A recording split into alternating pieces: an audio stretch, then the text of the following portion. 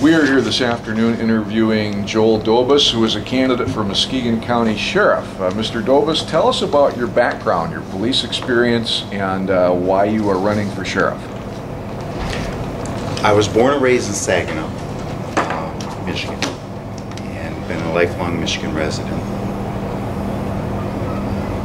I found myself in law enforcement at a very early age. I was about 21 years old. I found myself in the Northeastern Regional Police Academy with no aspirations whatsoever to get in law enforcement. It just so happened that I was in school at the time, Ferris, and ran into a police officer that I knew me, and next thing you know, here I am in a police academy. So I graduated in 1979 from the Northeastern Regional Police Academy. Went to work as a patrolman, and through the years went up through the ranks, and at the age of, I believe, 26 or 27 was appointed the chief of police of the city that I was working for, and that position I held for 16 years, which is admirable in and of itself, with all the different changes of the city managers and the mayors and the council members, you know. So, and why I lasted that long is because I knew as a young man that I had to provide a service to the people, get the people behind me, make them feel safe and secure, and give them the programs that, the educational programs that would benefit their children. And I knew that as a young man, and that's why I lasted so long in that position. So I've got about 24 years of law enforcement experience, with 16 being a chief. And your second part of the question is, I now make Muskegon my home. I own a small business here, live here. It's beautiful. The beaches are beautiful. I'm a fisher hunterman, and I love this side of the state. And great people. Because my business, I see a lot of people. The diversity is unbelievable. What kind of business do you own? Antiques. I deal in antiques, pretty much. And if that's a good synopsis of it. Antiques, quality used items. Okay. So I would meet a lot of people on a daily basis, but you know, law enforcement has always been, it's my passion. And during the last couple of years, I've watched different trends in the law enforcement here, especially with the Sheriff's Department, of course. And I profoundly saw a real lack of leadership and accountability to the people, something that I provided to my people for the past 16 years. And it wasn't being done here. And one day I got up and I said, you know what? I'm not done, not yet. I got too much to offer. My vision is a vision that can really propel the city or the county of Muskegon into an area that they're not receiving now.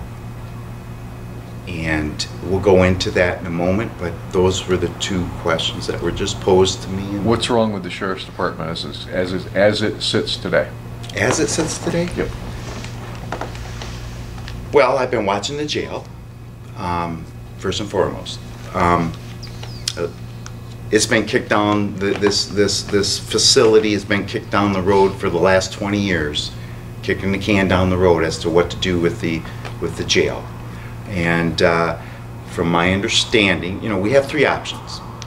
That's what we're faced with, three options. One is to build a new facility, and that's either going to take a bond or a millage, and the people are going to be taxed on this for umpteen years to pay for that facility. The second is to find an existing building and renovate it to house that complex. And again, that's a bond or a millage issue. That's not too attractive proposal. And the third is to stick money into the existing facility, and in the short term, it might fix a few problems. In the long term, it's going to be a money eater. So all three are not very attractive. However, I don't think this is the time and the place in this economy, especially here in Muskegon County, to drop a figure that I heard of about $30 million into a new complex. So I'm totally against that. I have an alternative.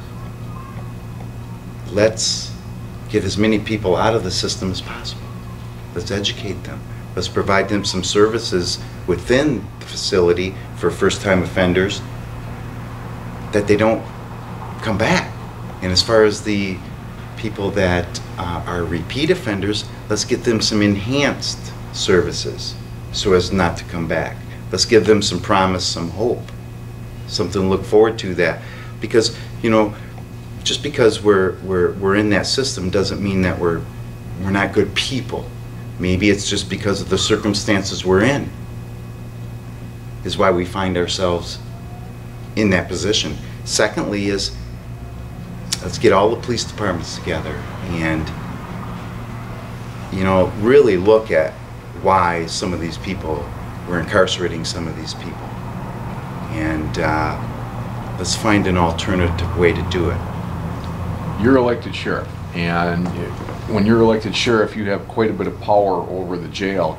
And other than the fact that judges can order somebody jailed, you could order the road patrols of Muskegon County not to incarcerate certain people. In other words, if you're arrested for driving with a suspended license, if you're arrested for retail fraud, if you're arrested for possession of marijuana, you have the option to order those officers to give them an appearance ticket and tell the officers, don't bring them to my jail. Correct? That's absolutely correct. So you could do that, and that would probably alleviate some of the supposed jail overcrowding problem, right? That is absolutely correct. An appearance ticket is a summons to appear instead of an immediate incarceration. When you immediately incarcerate somebody, obviously you're taking up jail space and time, and depending on the nature of the crime, a bond is usually set by the judge the following day. However, you can issue in many areas an appearance ticket requesting that within a 10 or 15 day period that they appear in front of the judge concerning this issue that brought up the appearance ticket in the first place. And then the judge can make his determination. You're exactly right. Jail has 400 beds now. Little background on it, about 10 to 12 years ago, there was a lawsuit at the time saying they need to expand the bed space, and at that time it had approximately 250. They have since gone ahead and expanded it to 400. The way they got the 400 was putting the beds in the basement of the county building, which is convenient to the present jail. If in fact any type of new jail, whether it's to be built, whether it's something that the existing one gets remodeled, whatever it is, are 400 beds adequate? Or is it too many? You know, and I'm going to be right up front and honest with you. I don't have an immediate answer on that because our beds being utilized as to bring in inmates from other counties. How this works is this. If you had a 400 bed facility and you had 300 of it full and you have 100 empty beds, you can contact their surrounding communities, counties, and rent out your bed space to them at a cost, thus filling those 100 bed units. Now all of a sudden, you know, you got more people coming in, but you're making a profit over here on those empty. Is this going on here? I don't know. I would look into it and see if these inmates that are in there now are Muskegon County, or are we bringing in outside and housing outside inmates for profit. correct. Well, if we're doing that, then isn't this jail overcrowding situation basically just a facade to go ahead and get a new facility built? It can be put forth to the people like that, if that is the case. The sheriff that's presently in office has instituted a policy eliminating the letters that can be sent to inmates. Right now, all you can get in jail is, if you're an inmate, is a postcard, or you can get legal mail. Now, prior to that, for pretty much the time immemorial, the existence of the jail, you could get a letter from your family, pictures could be sent in to you, and you could get any type of correspondence you wished.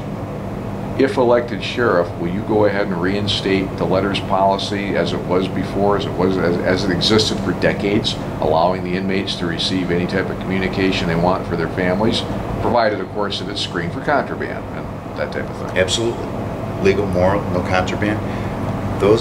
These are human beings in there. And let's put this in perspective, okay? I like to use this, you show me a man or a woman that hasn't made a mistake, and I'll show you somebody who hasn't lived. But you show me a man or a woman that has recognized that mistake, asked forgiveness if that be the case, and moved on, I'll show you a successful person. So these people that are in there, they're human beings. They need contact with their loved ones, and in many cases that keeps them from acting out in an aggressive manner. You can alleviate a lot of issues and a lot of problems through that. And so yes, they need that contact, they need that hope, they need that dream that when they get out of here, that maybe a family member is going to, get them the service and the help that they need so that we can prevent them from coming back. But on a postcard, no, it's not going to happen. So yes, that's one thing that there's unequivocally they will receive their mail in letter form. Road patrol, is that adequate?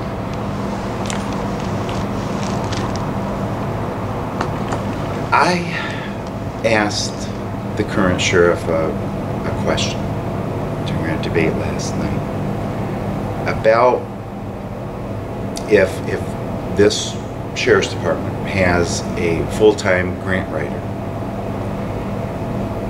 His answer was no, they do not. Apparently they may have one through the county that uses all county departments one full-time grant writer to represent everyone, which is burdening in and of itself. I'm going to have my own full-time grant writer through the Sheriff's Department that solely reaches out for grants pertaining to law enforcement. There are 416 grants out there right now, which is a secondary road patrol for unincorporated areas here. I don't know if this Sheriff's Department is utilizing that, but even, let's say that you take, say this 416 grant is being utilized by the Sheriff's Department. It's for secondary road patrol. Let's say that, and I'll use the city of Muskegon, is having some problems and they need some help, and they call upon the Sheriff's Department to help them patrol the city streets. It can be done by a proclamation and or an ordinance where those funds can be diverted so the Sheriff's Department can patrol main streets then, but keeping in its entirety for the secondary roads and the unincorporated areas too. So there's a lot of things you can work with. I wrote several grants through my department personally, received every one. There's so many out there. There's so many ways to enhance your department, and I was totally taken aback that this sheriff's department does not have their own personal grant writer. Under my administration, there will be. There's a lot of grants out there. So that could take care of quite a few problems, perceived or real, just by writing a grant, getting it, and using the money wisely, and it would save the county taxpayers money as well. Absolutely, and there's even deeper than that. Through the Drug Administration, through many areas, funding and grants and equipment. Since the sheriff is in charge of all waterways, there's funding out there, and what's really neat is the undersheriff that I'm going to bring in is a 30-year command officer of a very large sheriff's department, well entrenched in both federal and state funding. He runs a 10-county right now shared service as far as records management. It is his baby, and we're talking a multi-million-dollar records management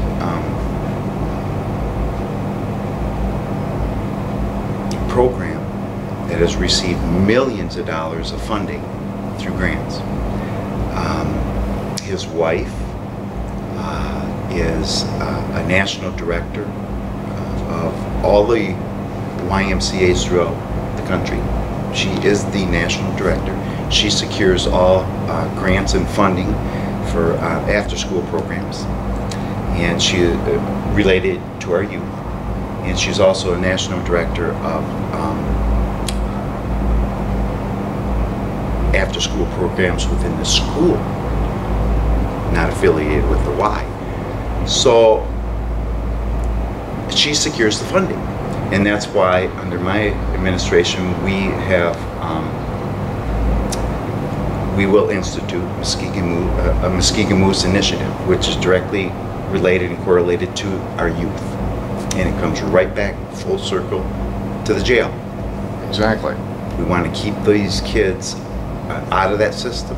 And how do you do that? Through education, giving them all the programs that are necessary, because these kids are our next leaders, and it's full circle.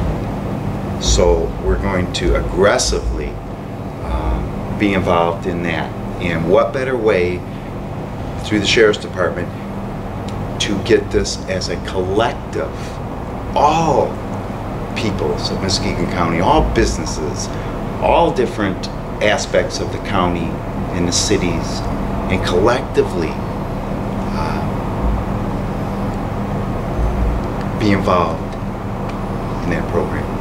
Because I'm going to tell you right now, gentlemen, I'm not here to make this a status quo Sheriff's Department.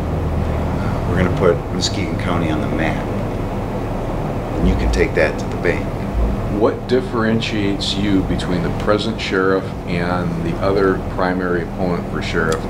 Vision, dedication, integrity, loyalty. All those things come in play, experience. And it really comes down to vision. And that leadership of that vision can propel this county into an area that it's not seen, and be very proud of, and keep our kids here as the next leaders.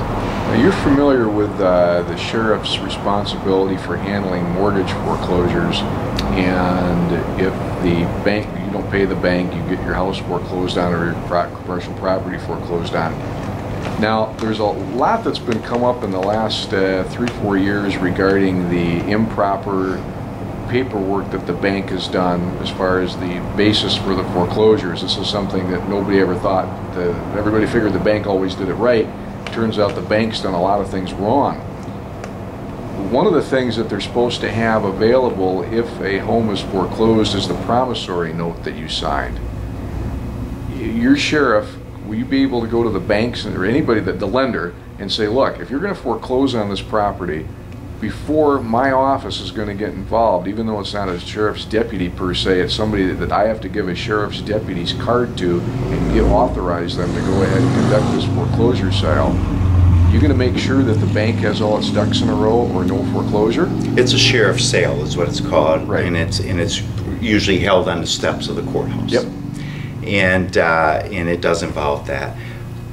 You know, the county has an attorney that, and I don't know what his parameters are and where he fits into this, but I'm certainly not going to represent through my sheriff's department something that is not legal and moral, or even has any type of hint of being not legal and moral. So, excuse me, I got to correct. That was actually incorrect. The sheriff's sale is when the county takes the property for lack of taxes. No, that's not the sheriff's sale. Yes, it's the treasurer's sale.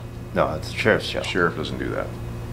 No, it's the the mortgage. The sheriff handles the mortgage sales, and when you don't pay your taxes, the treasurer handles that. The sheriff has nothing to do with that at all. There are several different situations that the sheriff is involved in, such as, you know, confiscated vehicles and all kinds of things. You know, that goes beyond that this housing.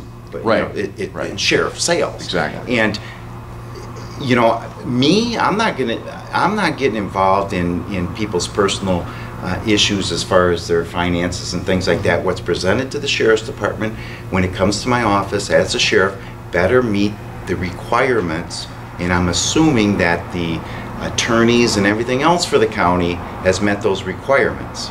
So you know, I'm not going to go into some type of sheriff sale if you know, it's not properly looked at by the attorney. You were a police chief, you said, for 16 years, and you've had command experience besides that? Yes. Okay. We had a situation here in Muskegon County a couple of weeks ago where a gentleman was holding a sword over his head, and there were two police officers approximately 20 to 25 feet away. They continually asked him, demanded of him that he drop the sword. He didn't do that, and one of the officers shot him and he passed away. Now, about 18 months ago, that same officer was involved in another shooting where he was called to another domestic dispute and he shot and killed a man.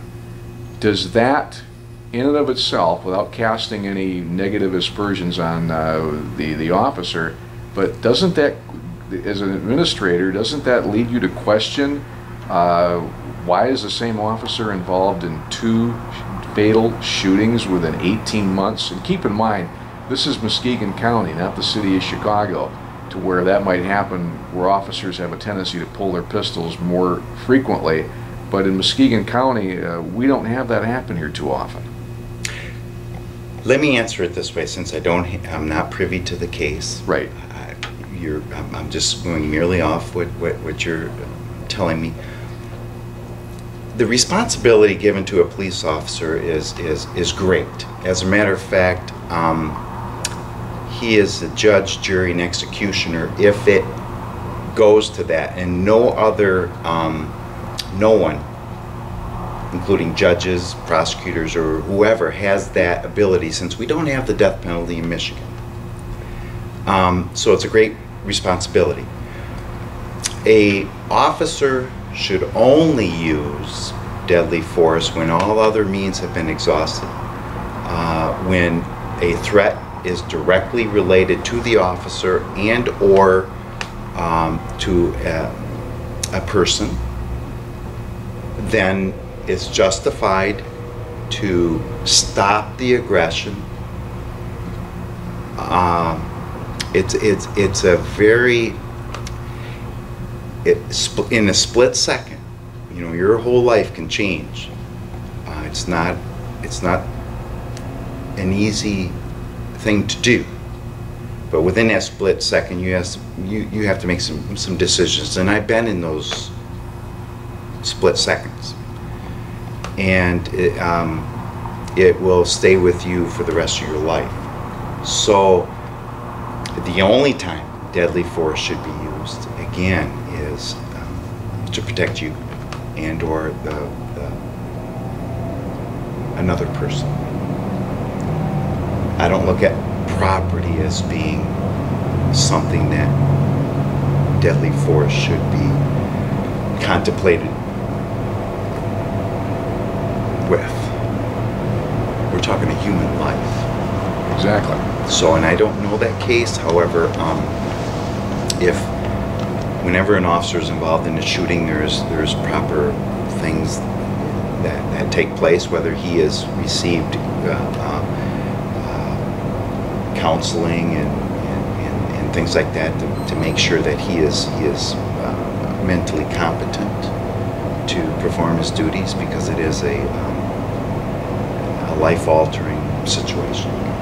So, and I don't know the cases, but I gave you my view as far as deadly force. Right now, the inmates awaiting in jail is about 65% compared to the total people in jail. Do you consider that to be a normal number, high or low? Excuse me? 65% of the people currently in jail, Okay. are awaiting trial, Okay. rather than actually having been sentenced. Okay. My question is, in your experience, do you consider that to be a high number or a low number? Average, because what it is it depends on what the crime is, whether those people can meet their bond requirements to get out, and if it's a felony case. We have that duty as the sheriff. He has pretty much he has two mandates: keep the jail and to protect the unincorporated areas of that county. And it's an average number because of the, and I don't know exactly how the court system, what their backup is, how many cases they handle a day, and because in any case, as far as a felony, you're going to have a prelim. You're going to go through the district court level, at which point, they're going to determine if there's a preponderance of evidence to bind you over to a circuit court. At that point, the circuit court is involved, and it could be months before that trial can come up. So you do have that holdover, if you want to call it that, for months. So I would say that's an average. Okay. Is there any way, in your opinion, of lowering that amount? That's based through the court system and the prosecutor's office. You have to work collectively to reduce that. I'm not asking if there's anything that you personally can do, but as a solution that you know of. Collectively, the prosecutor's office, the circuit court, district court, sheriff's department would all have to collaborate as to certain misdemeanor crimes that are not violent in any nature, lower the bond so that those people don't have to be taking up room there. Appearance tickets to certain misdemeanors can be applicable. So those are all possibilities. Okay. What is your opinion on the use of tethers or scams? Or scrambles? Tethers work very well. It alleviates overcrowding in a jail. House arrest, tethers, for nonviolent offenders. We've got three classes of felons. One's going to be a violent felon where there's been a victim and violence was used in the crime. Then we've got another class of felon where there's a victim but not violent. Just somebody would be classified as a felony. Then we've got the last category that's felony's been committed but there's no victim at all. Usually a property. Yeah, property crime, or, well, not even a property crime. I'm saying the last one would be, let's say, possession of marijuana. And maybe somebody has a shoebox full of marijuana. There's no victim there, but it's against the law. Do you think that that last one that I mentioned, the last felon, is that a high priority to have them in jail, prison? I don't make that determination as a sheriff. I only enforce the laws that are on the books. And when you speak, and I worked a lot of drug cases, so I know drugs very well through the DEA. And when you start getting into the felonies, when it comes to marijuana, you're usually talking over 3 ounces. And it has to be packaged pretty much in a delivery situation. To possess it, it's misdemeanors. So when you get into that area of the felonies concerning drugs, and we were specifically talking about marijuana, the growing of such and things like that, it's not my personal opinion that I can evoke here. I must merely enforce what laws are on the books. However, simple possession, and if you're taking up a jail space, again, we come back to the appearance tickets. It's a nonviolent situation, and I don't have a problem whatsoever issuing an appearance ticket in that situation. Non-felony, non-violent situation. But you're talking about a whole different area when it comes to, you know,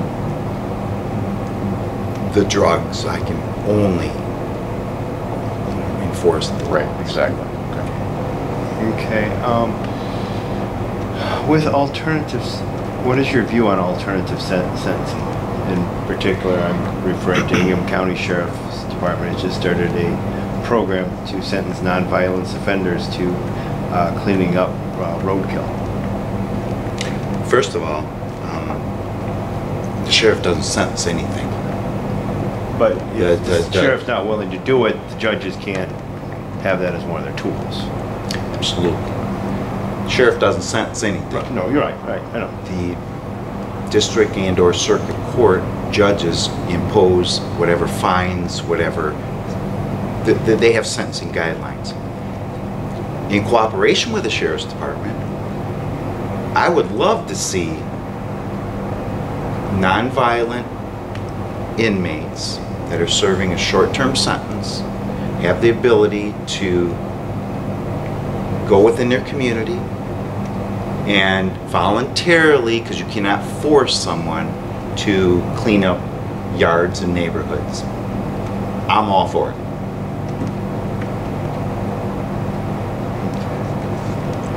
And my last question is, what is your view of housing prisoners from the state or from the federal government in the jail?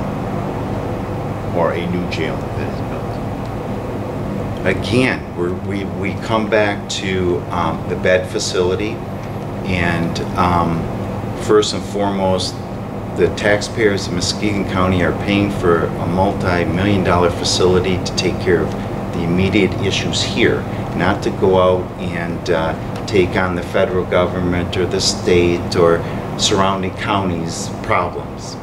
So if we can keep our nose within our own county and take care of our own issues, you're going to eliminate a lot of problems, especially with 500 people are proposing 500 bed jails. I'd be happy with 100 if I can keep people out, and that's my goal, is to educate people, keep people out, people that come in, get them the services to keep them out. That's my goal. Not to build new complexes. Based on your law enforcement background, isn't it kind of axiomatic that however many beds we have, it could be 50, it could be 500. They're going to fill them. They're going to fill them. They're going to fill them. So it doesn't. The bed space is kind of like you guys can go pick a number out of a hat, and whatever number that is, it's going to be filled. They're going to fill them. Right.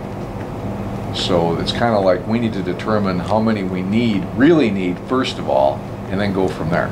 And the easy way to do that is to find out if beds are being rented to surrounding counties. Right.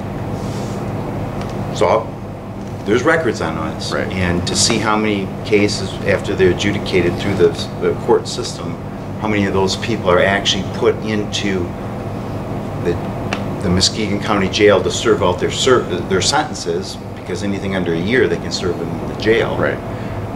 And see how many Muskegon County people who go through our system actually, how many beds are needed. To the best of our knowledge, there's nobody that is in Muskegon County on the basis of paying the county to rent a bed. Everybody here in Muskegon County Jail is here because they're from Muskegon County. But Not true. Not true? Not true. Okay. I just gave you a scenario. If there's beds If available, there's beds available, they'll they find a will way to rent fill those beds out. Okay. All right. So in that case, then, this jail overcrowding controversy could be something that's self-created by the criminal justice system in Muskegon County, in that if we have extra beds available, we're going to make sure that somebody uses them. If it's not our people, then we're going to go ahead and rent those beds out. And if that means we have to create the controversy by granting early releases, we're going to do it. True. It could be, that could be a scenario, and how that comes about is this, is if I have a 400 beds facility and I've only got 300 and averaging 300, I've got 100 beds there that I can make money on as a county. I contact the surrounding counties who have an overcrowding problem. They ship them over here, I house them, you pay me. Now all of a sudden I have an influx of people here committing crimes. They come in, now I'm in the overcrowding status. So in other words, this could kind of come into a scenario to where Allegan County is in the process of building a new jail, and Kalamazoo County is in the process of, I think they just finished building a new jail, and we could see regional jails here expanding to the point of, okay guys, we got this bed space, now you go get it filled.